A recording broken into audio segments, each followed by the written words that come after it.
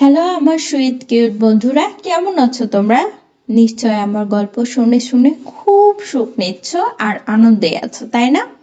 তোমাদের আনন্দ দিতেই তো আমি নিয়মিত তোমাদের জন্য নতুন নতুন গল্প নিয়ে হাজির হয়ে যাই।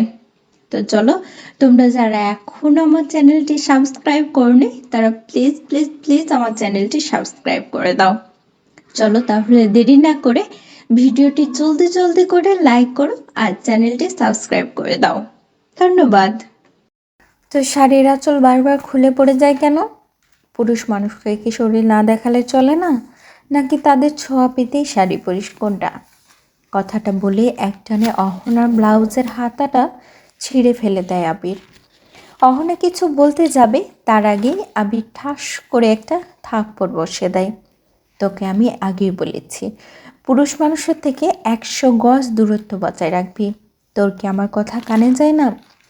কথাটা বলে অহনাকে টেনে হিঁচড়ে সিঁড়ি নিয়ে ঘেঁষতে ঘেঁষতে রুমে নিয়ে ছুঁড়ে ফেলে দেয়। অহনা উঠে দাঁড়াতেই আবির অহনার শাড়ির আঁচলটা এক টান দিয়ে খুলে ফেলে আর বলে চেঞ্জ করে নিতে। অহনা ভয়ে ভয়ে আবিরের দিকে তাকায়। আবিরের এমন রূপ আগে কখনো অহনা দেখেনি। অহনা আবিরকে বোঝাতে যায় আসলে ঘটনাটা কি ঘটেছিল, কিন্তু আবির কিছুই শুনতে চায় না। সে অহনার প্রতি আরও বেশি রেগে যায় আর রাগের বশেই অহনার ব্লাউজের আরেক পাশের হাতাটা টেনে ছিঁড়ে ফেলে। তারপর অহনা গলাটা শক্ত করে চেপে ধরে বলে, আজ থেকে তোর বাড়ির বাইরে যাওয়া বন্ধ। কথাটা বলে শব্দ করে দরজাটা বন্ধ করে আবির রুম থেকে বেরিয়ে যায়। আর আবির চলে যাওয়ার পর অহনা সোফায় বসে পড়ে আর কাঁদতে থাকে। আবিরের রূপটা অহনার ভেতরটা যেন দুমড়ে মুচড়ে দিচ্ছে। অনেকটা কষ্ট হচ্ছে অহনার। আবির বাড়ি থেকে বেরিয়ে সোজা পার্টিতে যায়। সেখানে গিয়ে দেখে বন্ধু আদি ড্রিঙ্কস করতে করতে মেয়েদের গা ঘেঁষে ডান্স করছে। আবির সেটা দেখে আর নিজের রাগ কন্ট্রোল করতে পারলো না। ওই মেয়েগুলোর মধ্যে যেন অহনাকে দেখতে পায় আবির। সেটা আবির সহ্য করতে না পেরে আদিকে ভিড়ের মধ্যে থেকে টেনে দূরে নিয়ে আসে। তারপর পার্টির মিউজিকটা অফ করে দিয়ে আদিকে মারে। মারতে মারতে রক্তাক্ত করে ফেলে। তারপর বলে, তোর সাহস কী করা হয় আমার অহনাকে স্পর্শ করার? তোকে তো আমি বলেছি। আবির ব্লেড খুলে আদিকে আবারও মারতে যায় আর জলে এসে আবিরের হাত থেকে ব্লেডটা কেটে নিয়ে বলে, ওকে কেন মারছিস আবির? তুই চিনিস ওকে?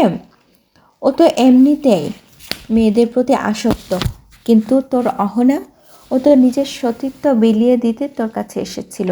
সেটা একবার গিয়ে নিজের অহনাকে জিজ্ঞেস কর।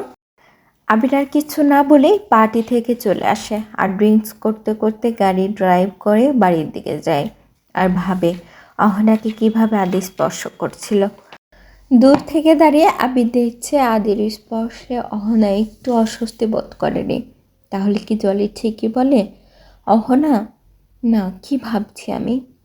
অহনা সেখানে বসে থাকে আর কাঁদতে থাকে। ভাবে কেন আবির এতটা বদলে গেল।